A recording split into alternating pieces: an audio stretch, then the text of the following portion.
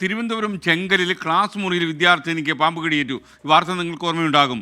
ഈ സംഭവത്തിൽ സ്കൂൾ മാനേജ്മെന്റിന് വീഴ്ചയുണ്ടായി എന്ന് പ്രാഥമിക റിപ്പോർട്ട് വന്നിരിക്കുന്നു. വിദ്യാഭ്യാസ ആരോഗ്യ ഉദ്യോഗസ്ഥന്മാർ സ്കൂളിൽ പരിശോധന നടത്തി പാമ്പ് കടിയേറ്റ നേഹയുടെ ആരോഗ്യനില തൃപ്തികരമായി തുടരുകയാണ് എന്ന കാര്യത്തിൽ നമുക്ക് വളരെ ആശ്വാസമുണ്ട്. പക്ഷേ ഈ സംഭവത്തിൽ തിരുവനന്തപുരം ഉപവിദ്യാഭ്യാസ ഡയറക്ടർ പൊതുവിദ്യാഭ്യാസ ഡയറക്ടർക്ക് പ്രാഥമിക റിപ്പോർട്ട് കൊടുത്തു. അതിലാണ് ഈ മാനേജ്മെന്റിന് പിഴവ് പറ്റി എന്ന ആരോപണമുള്ളത്. ഇന്നലെ ഉച്ചയ്ക്കാണ് ചെങ്കൽ UP സ്കൂളിലെ ക്ലാസ് മുറിയിൽ വെച്ച് 7ാം ക്ലാസ് വിദ്യാർത്ഥിനിക്ക് പാമ്പ് കടിയേറ്റത്. നെയ്യാറ്റിൻകര താലൂക്ക് ആശുപത്രിയിലും മെഡിക്കൽ കോളേജിലും ചികിത്സ തേടിയ വിദ്യാർത്ഥിനി നേഹയുടെ ആരോഗ്യനില തൃപ്തികരമാണ്. വിദ്യാഭ്യാസ മന്ത്രിയുടെ നിർദ്ദേശത്തെ തുടർന്ന് നെയ്യാറ്റിൻകര AEO സ്ഥലം സന്ദർശിച്ചു. ചെങ്കൽ UP സ്കൂൾ മാനേജ്മെന്റിന് വീഴ്ച സംഭവിച്ചു എന്നാണ് പ്രാഥമിക റിപ്പോർട്ട്. ഈ കാടുകളെല്ലാം ഉണ്ട്, പുറത്ത് ഈ പാമ്പിന് താമസിക്കുന്ന പോലത്തെ സ്ഥലങ്ങൾ ഉണ്ടെന്നാണ് കണ്ടെത്തിയത്.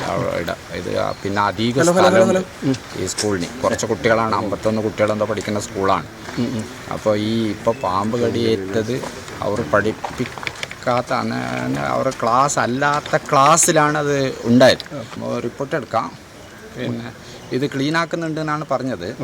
സ്റ്റാർട്ട് ചെയ്തിട്ടുണ്ട്, അതിൻ്റെ ചില സൂചനകൾ കാണുന്നുണ്ട്. പരിശോധനാ സമയത്തും സ്കൂളും പരിസരവും കാട് മൂടിയ നിലയിലായിരുന്നു.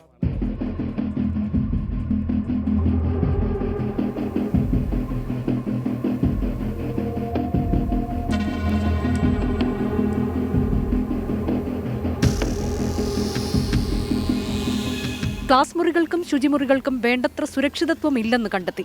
12 വയസ്സുകാരി നേഹയ്ക്കാണ് ഇന്നലെ ക്രിസ്മസ് ആഘോഷങ്ങൾക്കിടെ പാമ്പ് കടിയേറ്റത്. 24 തിരുവനന്തപുരം.